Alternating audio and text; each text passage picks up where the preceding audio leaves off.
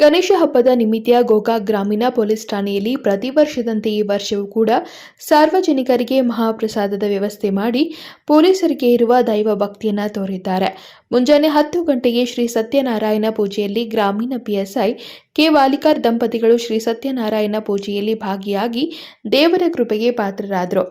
PSI K Walikar ನಿರ್ದೇಶನದಂತೆ ಗ್ರಾಮೀಣ ಭಾಗದ ವ್ಯಾಪ್ತಿಯಲ್ಲಿ ಬರುವ ಎಲ್ಲ ಹಳ್ಳಿಗಳಲ್ಲಿನ ಜನರಿಗೆ ಗಣೇಶನ ಮಹಾಪ್ರಸಾದ ಸ್ವೀಕರಿಸಲು ಕರೆ ನೀಡಿದರು. ಅದರಂತೆ ಸುತ್ತಮುತ್ತಲಿನ ಹಳ್ಳಿಗಳ ನೂರಾರು ಜನ ಗಣೇಶನ ಆಶೀರ್ವಾದ ಪಡೆದು ಮಹಾಪ್ರಸಾದ ಸ್ವೀಕರಿಸಿ ಪುನೀತರಾದರು.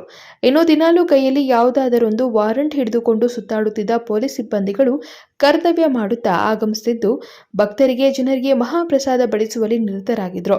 ಈ ಸಂದರ್ಭದಲ್ಲಿ ಸಿಪಿಐ ಸುರೇಶ್ ಬಾಬು ಆರ್, ಗ್ರಾಮೀಣ ಪ್ರದೇಶದಿಂದ ಆಗಮಿಸಿದ ಮುಖಂಡರು, ಗ್ರಾಮೀಣ ಪೊಲೀಸ್ ಠಾಣೆಯ ಸರ್ವ ಸಿಬ್ಬಂದಿಗಳು ವಿಘ್ನ ವಿನಾಯಕನ ಗಣೇಶನ ಮಹಾಪ್ರಸಾದದ ಜೊತೆಯಲ್ಲಿ ತಮ್ಮ ಕರ್ತವ್ಯ ಕೂಡ ಮಾಡಿದ್ರು.